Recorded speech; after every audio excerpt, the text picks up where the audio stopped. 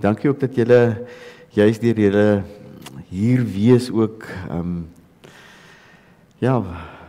die familie ondersteun en ook sommer so 'n bietjie saam met ons nadink oor 'n besonderse mens. Ek wil graag hierdie familiebrief vir julle lees, sommer net so vir die begin van die erediens wat sê: ons moeder was 'n unieke mens, enige na soort, passievol oor die natuur, familie en die waarde van klein dingetjies. Sy laat 'n leemte agter wat nooit gevul sal word nie. Rus sag saam met pa, tot ons mekaar weer ontmoet, liewe ma vir altyd. Nou ek het haar maar baie kort tydjie geken, maar ek het haar ook nogal leer ken as 'n unieke mens, maar op 'n interessante en 'n goeie manier uniek. Ja, dit was my baie lekker gewees om met haar te gesels. So baie welkom aan elkeen van u hierso. Mag dit vir julle goed wees om ook sommer so 'n stukkie na te dink oor haar lewe. Dan Erika en Annemie en Madeleine en Alida, haar dogters, ook hulle wat inskakel. Dankie dat julle ook sommer net so, toe sy nou daar in die hospitaal was, het julle almal daar by haar draai gemaak. Ek het op 'n dag aangekom dat julle al 4 dae om haar bed gesit het. Ek dink dit was vir haar diep waardevol, dit het vir haar baie waarde gegee ook, menswaardigheid gegee. Dan haar 2 broers wat nog hierso is, oom Frans en oom Paul, welkom ook hierso. En dan, sommer in die ander familie, dalk kyk julle ook daarvan naas ons, sy dan maar 9 kleinkinders, en dan al die ander familie ook, welkom by hierdie erediens. Kom ons begin die erediens deur lied 464 saam te sing. Ons sing daarvan net die eerste vers. Kom ons staan maar terwyl ons dit sing. Sy was so lief vir sing gewees. Ek meen, sy was skaars hier gewees toe was sy deel van die koor gewees. En dis eintlik waar ek haar die eerste keer ontmoet het. Ek het nog daarmee op daai stadium ook nog saam in die koor gesing ook. So ons kan nie anders as om ook so 'n bietjie te sing by haar begrafnisdiens nie. Kom ons staan, dan sing ons lied 464. Sing net die eerste strofe daarvan.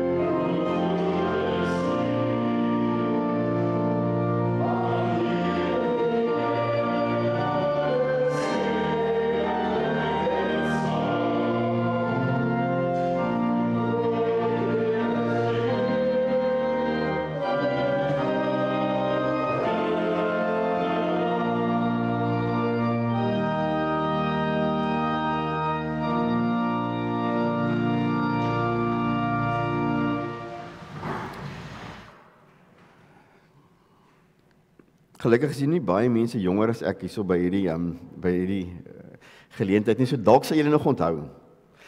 Sal julle nog onthou van daai dae wat 'n mens vir jou roadtrip tape gemaak het, met 'n klompie liedjies op, wat jy nou sou gebruik het, as jy nou met die kar ergens heen gaan ry.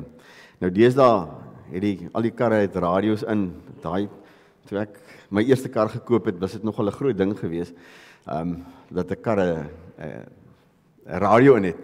En dis nou meer as 30 jaar terug, maar goed.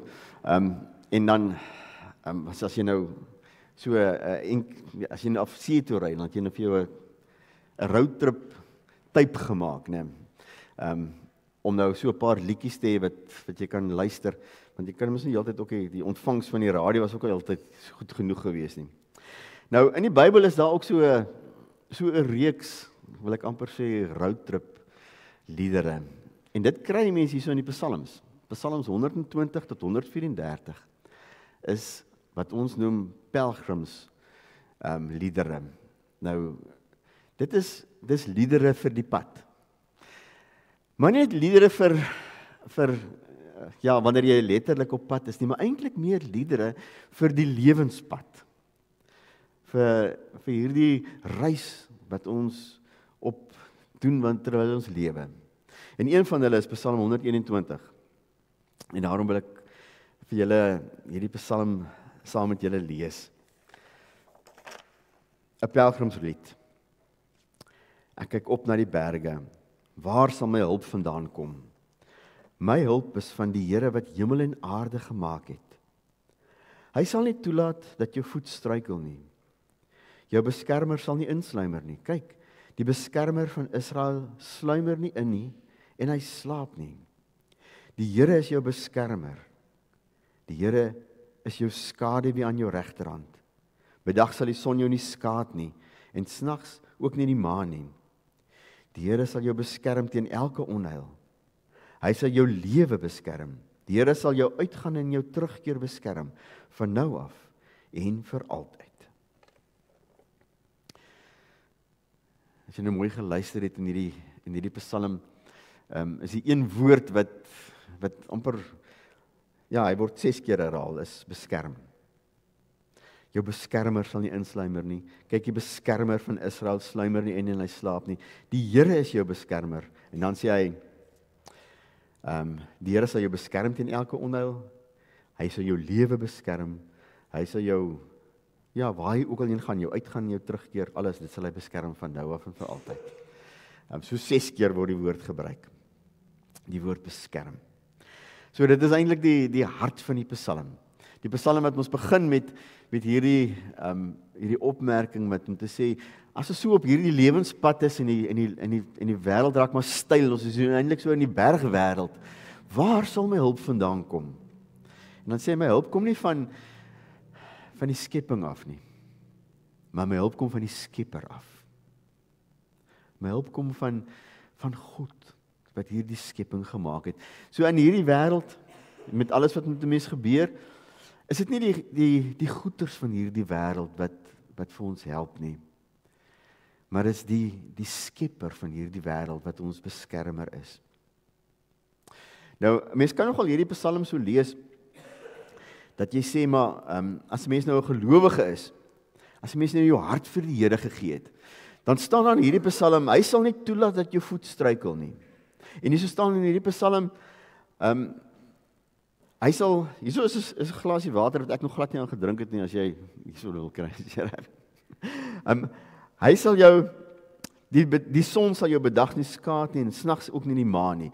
Dis die 3 goed wat hy eintlik opnoem, tipies van iemand wat te voet op reis is deur 'n woestynagtige wêreld, wat maar die wêreld is waar hierdie psalms vandaan kom, is om te sê, die 3 goed wat moet gebeur is, jy moenie struikel nie, jy moenie alleenig deur die middagson gevang word nie.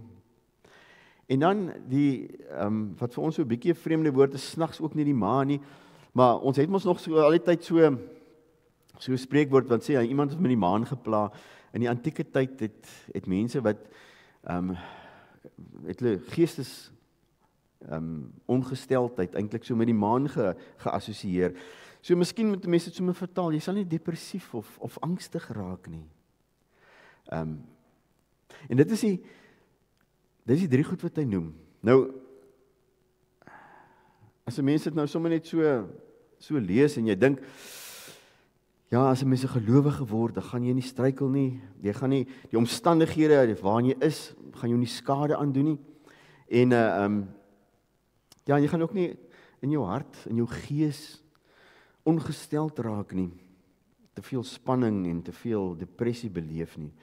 En dan dog mens, maar dit werk mos net gewoon nie so nie. Hoeveel van ons as gelowiges struikel nie maar nie.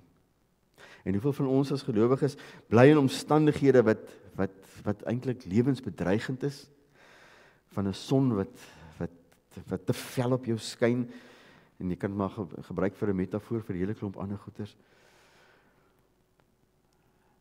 Maar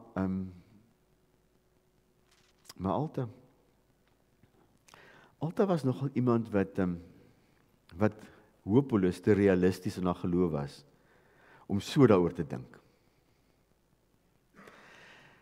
Want dis een ding wat nogal van haar uitgestaan het, is dat sy nogal so, haar geloof was vreeslik realisties geweest. En dit moes gewerk het.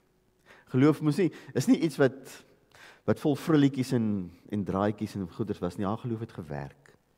En dit moes jou gehelp het vir hierdie pad. En daarom dink ek moet 'n mens bietjie dieper kyk na hierdie Psalm. Want dit gaan nie maar net daaroor om te sê dat as jy die dag 'n gelowige is, dan gaan dit met jou net maanskyn en rose wees nie. Nee, dit gaan oor baie meer as dit. Om te sê, ja, as 'n gelowige belewe mens dat 'n mens baie keer struikel en swaar kry en amper van die pad afval. En as 'n gelowige gebeur dit met 'n mens dat soos Jesus praat van dat die bedags die son jou nie skade aandoen nie, dat die omgewing wat 'n mens is eintlik 'n moeilike omgewing is, 'n swaar omgewing is, en dat dit selfs lewensbedreigend kan wees. En dat hierdie lewensreis van ons so in 'n dorre wêreld baie keer in is. Ja, dit belewe ons as gelowiges. En ons beleef ook as gelowiges allerlei spanning en depressie en sulke geestelike swaar kry. Maar wat hierdie Psalm eintlik sê, is om te sê dat God sal ons daarteen beskerm, dat hierdie werklikhede van die lewe wat ons belewe op ons lewenspad, dat dit ons van God sal wegneem. Dat hierdie onheil eintlik sal maak dat God nie meer by ons is nie. Nee, sê die Psalm. En hy herhaal dit eintlik 6 keer agter mekaar. Hy sê nee, die Here wat ons hulp is, hy wat die skepper God is, hy los ons nooit alleen nie. Hy is die skaduwee aan ons regterhand wanneer die omstandighede waarin ons is vir ons te vel raak. Hy is die een wat ons weer optel as ons die slag gestruikel het. Hy is die een wat sorg dat daar koelte bome ook langs die pad is op hierdie lewenspad. Hy is die ene wat ons lewe beskerm. 'n Lewe wat betekenis het, juis omdat ons in 'n verhouding met hom lewe. En dat hierdie verhouding met hom werk. En dat dit vir ons so werk dat dit vir ons goed is en dat ons kan sien vir hierdie wêreld met sy vel son en sy woelinge wat in ons hart aangaan en ons baie keer se gestruikel. Is hy die Here wat ons beskermer is, wat by ons is. Maar ons wat glo in Jesus Christus, ons weet dit, dat hy, die Here in wie ons glo, doen eintlik nog baie meer as net te sorg vir koelte en te sorg dat ons, wat ons geesteslewe betref, dat ons onder sy blare dak kan lewe. Hy stuur sy seun om by ons te wees, om saam met ons die pad te kom loop, soos Johannes Evangelie daarvan praat, om te sê, ek is die weg, ek is die pad, en die waarheid, en die lewe. Jesus sê, hy's eintlik nog meer as net die een wat vir ons die hand kom vat en saam met ons hierdie lewe kom lewe. Hy Hy is die een wat vir ons wys wie is die pad. Hy is eintlik die pad self.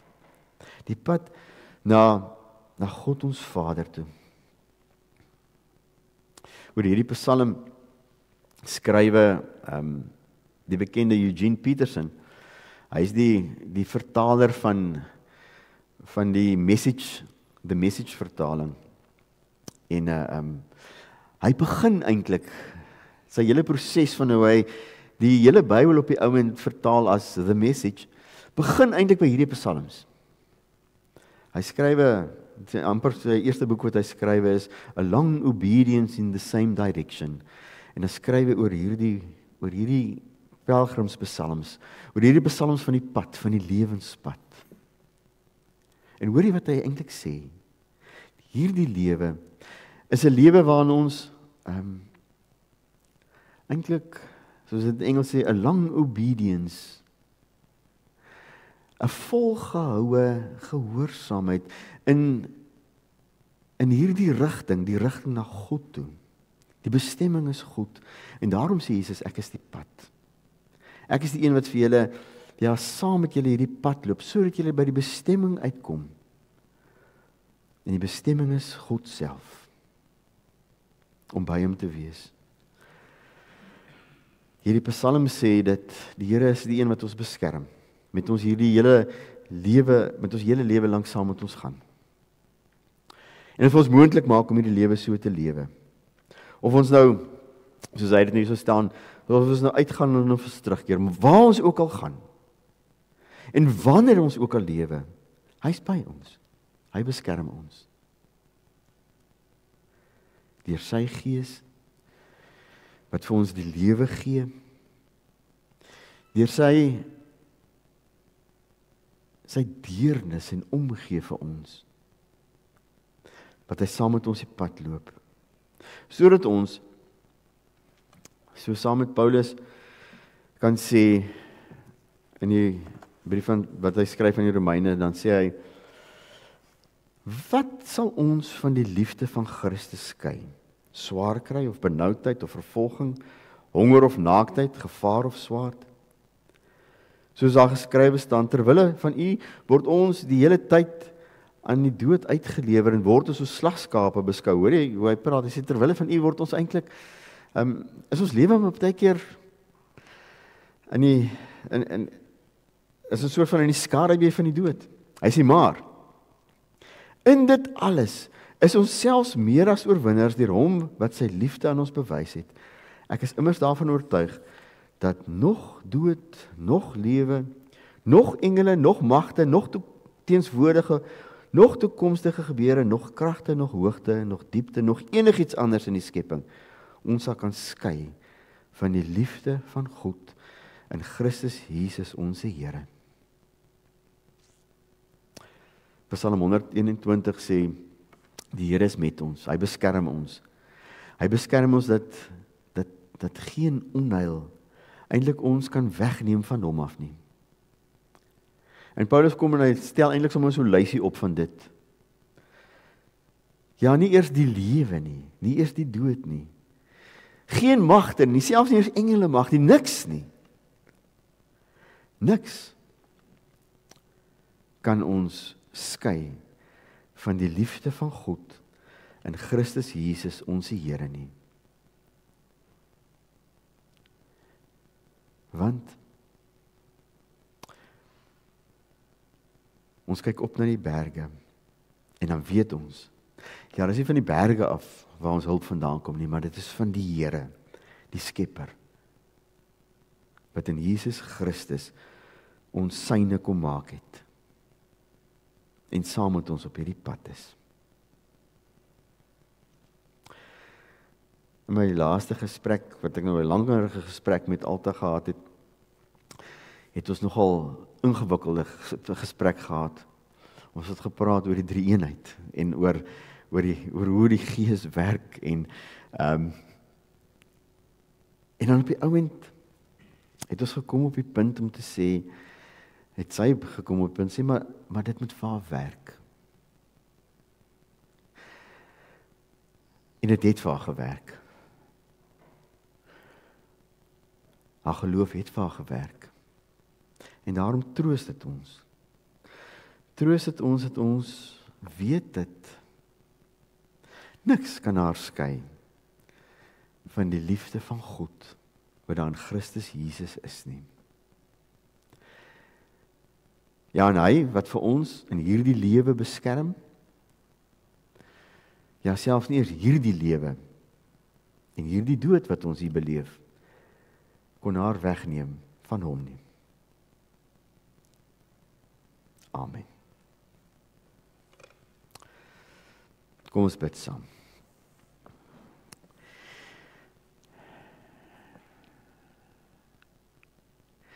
Here God, dankie vir Alta se lewe, wat 'n interessante lewe was. Maar dankie dat dit ook 'n lewe is waar geloof in U gewerk het. En waar dit vir haar op 'n plek gesit het, was sy met vrede en met waardigheid kon sterf. Ja, Here, en ons weet, sy is nie meer by ons nie. Maar dankie dat ons kan weet dat ook haar sterwe kan haar nie skei van U liefde nie. Here, dankie vir die wonderlike wete daarvan.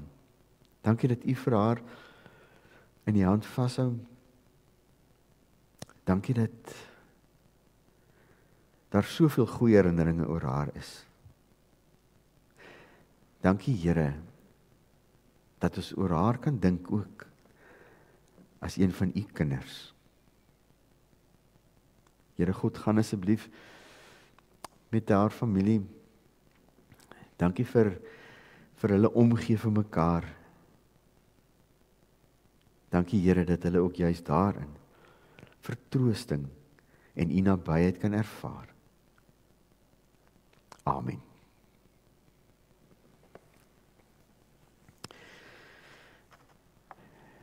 Ek wil vir Hetty Venter vra om asseblief 'n huldeblyk te kom doen.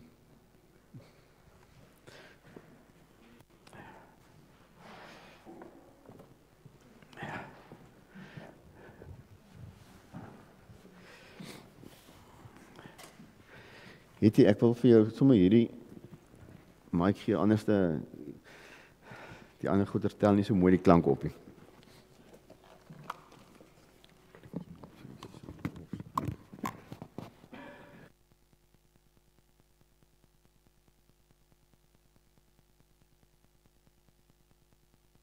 Dankie. Ek wil vanoggend verwelkom vir al die skoonkinders, en ook al die kleinkinders. Dis nou Tiaan, Alexa, Christian, Tiaart, Lenay, Oscar, Dylan, Teens en Kirsten. Het ek het reg? Goed. Ek en Alta ontmoet op Stellenbosch, in die koshuis, dames koshuis in 1968 op Stellenbosch. Sy was 17 jaar oud en ek ook omtrent so jonk. En ons albei was baie dom, maar baie selfversekerd in ons domheid. En ons het baie daar agterna daaroor gelag oor hoe dom ons was. Dis nou dekades later. Lag. Okay, I'm concerned that the grandchildren won't follow in Afrikaans, so I will chop and change. When I've met Alta, she studied music. She was enrolled to do music. And she had to practice very long hours, I think about 8 hours average daily. And then she was never in the residence because she was practicing. And then suddenly one day, I had to do reading in my field, so I had to be at the residence. And suddenly Alta didn't go to the practicing, and I've asked her, she was lying on her bed reading her books and eating those sweet little square ones wrapped in paper, and it was all over the place, these pieces of paper. And I've asked her, so when are you going to practice? She said, I'm not going back ever. I'm done. And that, we had been so responsible that to follow your own mind and just to walk away was quite something. So, because her parents as well as mine financed us, so you couldn't just walk away. I mean, it was a huge responsibility. So she phoned her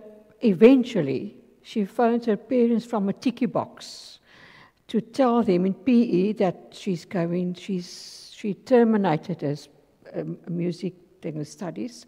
And a tiki box for the grandchildren, it's a little small box in a passage, and you have to have the right coins, and you will hope the coins will register in the little box so that you can make a call. So it was very complicated at times with the tiki box. But anyway, she phoned her parents to tell them in PE that she was terminating her studies as in the music. And and in no couple of days later, her parents arrived with Paul here, and he was a boy. He said he was around about 9 years old then, all in the bedroom, because Alta was terminating her music studies. And why I'm telling this now as well, when I visited her last Easter weekend, we recalled that whole history. So it was all coming back. And then she decided to do music education, teaching, to become a music teacher, which suited her perfectly well, and it became a lifelong passion of hers. That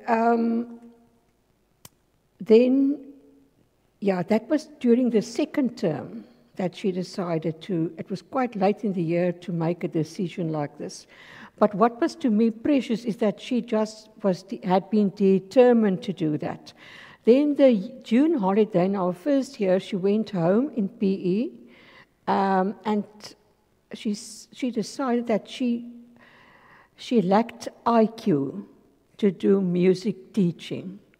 So she had an appointment with her dad to tell him that she was not bright enough to do this. So he laughed about it, and he took her to an educational psychologist, and her IQ had been tested and whatever, and she has decided that she was perfectly equipped intellectually to do music. But this is to me, we laughed about that again, last Easter weekend as well, about how serious we've been about life. She did very well in her music.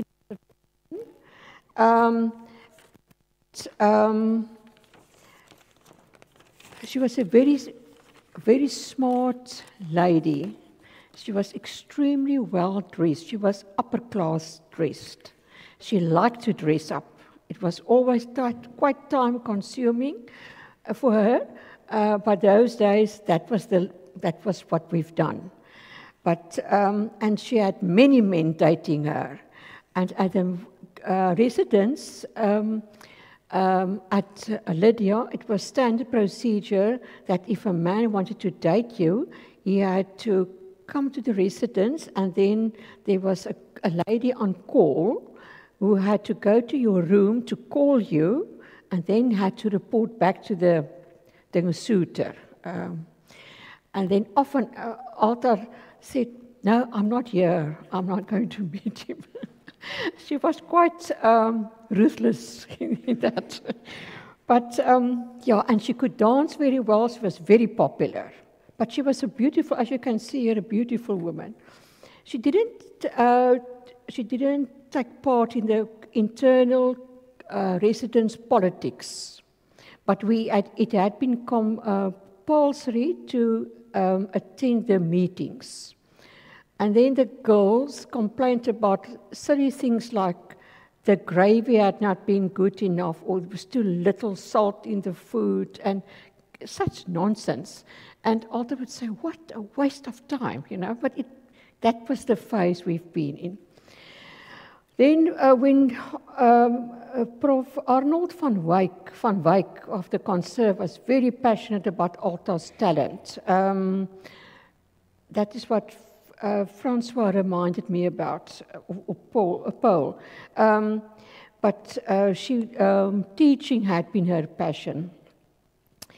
She achieved at a primary school in Bellville. I can't recall the school's name, but she achieved at Stedford. She had been some prize for the Orff instruments. That was quite something new. And she has been very fond of that. And then Alta and Francois shared a flat in Parksig Flats in Bellville. I often visited her there, and that's where she met Tiens. And she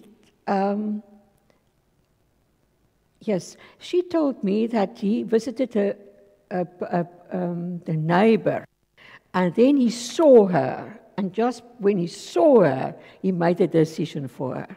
So, so the two of them moved into a caravan because he studied on a very, very low budget, and she became the prime breadwinner.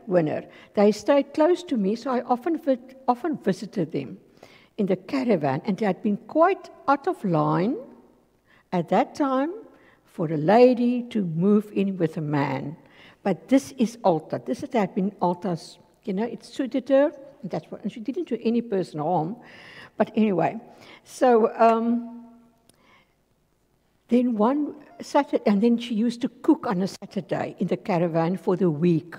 And she was always about Tiens had to eat well. It was very much about balanced diet, things like that. And then one day, she packed it into this in a freezer, and the freezer went off, and all the food had to be thrown away, and she had to clean that freezer. That had been quite a messy business. But anyway, her dedication to Tiens from the day one it was absolutely lovely. So we've had a lot of laughter about that too, because it was not always just fun.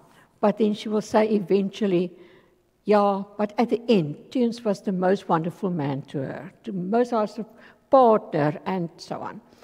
So Alta and Tiens got married in the Grote Kerk, Cape Town. Her parents had been very, very much in favor of Tiens. And on the way here, Frans and Paul shared with me that it was quite a wedding in the President Hotel. I had been there, but I didn't know about the background. But her father, Opa MacDonald, had to feed the bill of the liquor, and that was quite something. So it was a lekker partytjie. So when Tiens qualified as a dentist, he opened a practice in Caledon. And at first, Alta had been very involved with the practice, with the admin and the management and so on. And then her first child had been born, and then 4 daughters. And she became very involved with the children. And when Tiens had been elected as mayor of Caledon, she was not so keen on that. Alta liked a small circle. She was not somebody for the huge groups of people. And although she didn't like to be the mayor's wife, she still made the best of it. And that's what she, how many times told me. Yes, and she had quite a lot of humor incidents as well, of driving through the Caledon with a chain and things like that. She thought it was very funny. She actually, and then some school, I think it was on a farm school, she did music education as well, just as a part, as a service to the community. When Tiens decided to study further, they moved to Parow Noord and later on to Pretoria. And then Tiens decided to go abroad. And Alta and Tiens left for Malaysia. But they didn't fit it in well there. So they moved to Australia with the intention to stay there for the rest of their lives, to retire in Australia. And every time, that's what she said to me, how many times she had to start off making a home for them. It was in Pretoria, it was in Malaysia, then in Australia, from the scratch on. But she made a home, that was her mission. She is a homemaker, she had been a homemaker. And then the unfortunate happened. First then when he had been appointed in Australia at the academic hospital, Alta found herself a job, and she referred to it as she worked in the admin downstairs while Tiens sat on top of her head up in the building. But it was a great consoling to her to be close to Tiens. That was, later in life, one becomes like that. You know, at first you are busy with the children, then later on you become closer to your partner. So, and then, unfortunately, Tiens became acute ill with cancer, and he shortly afterwards died. And this was to Alta a massive crisis of this is how life can turn out. And she had to come back here, and she landed up in Oberholzer, where she said to me she had to mourn him to be all by herself. And when I'd been with her at Oberholzer, she said this is the place where Tiens had been with her. And the memories of fishing and taking care of the property, yes, and all the barbecues, that was to her the sentimental part. It was a great sewing part to her. At Oberholzer, this is what she told me at that time, she managed to develop a road map for the rest of her life. That she will take care of her children, of the grandchildren, her brothers. This is what she will do. She managed to every year visit all the children abroad, and they brought lots of fun and joy to her life, lots of meaning. And the grandchildren to know this. You had been the beginning and the end of Granny.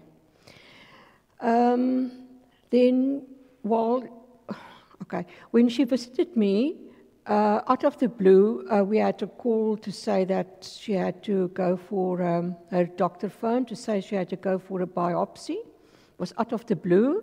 I took her for it, and then it was just a minor thing, no. And then some time later on, when I visited in Oberholzer, she had to go for a follow-up in PE. And that morning, we had to buy paint and fabric and whatever for Oberholzer. And later on the day, we went for the appointment to the oncologist, and we had very bad news that it was a stage 4, out of the blue. And that was quite a life-changing moment. We had all the fun all day, and then suddenly things. That night,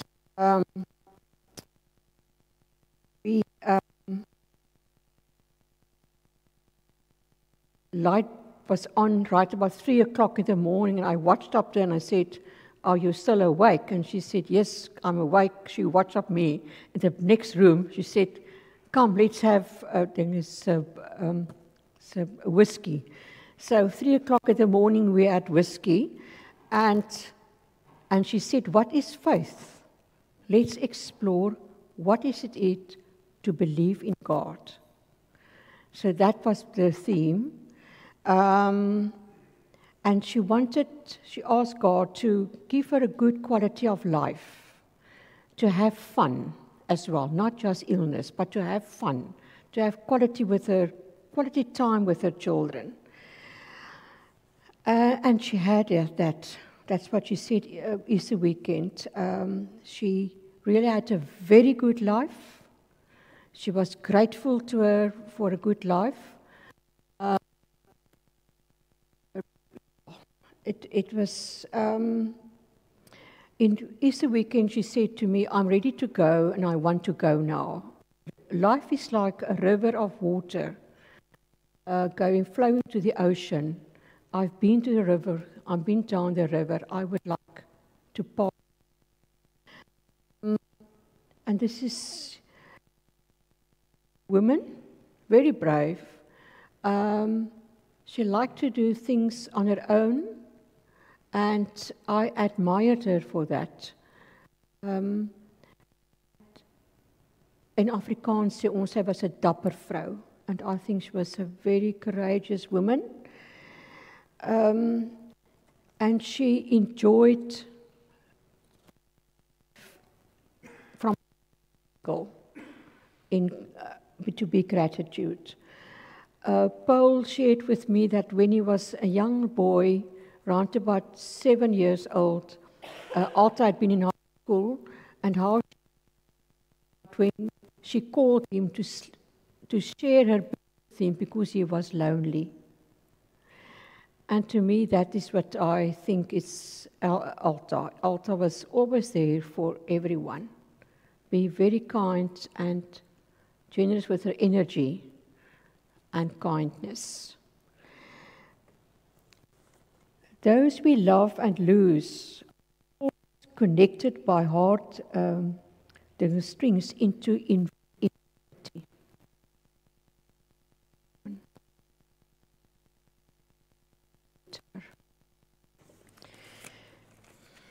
Dankie. Te lank gepraat. Nee, dis man.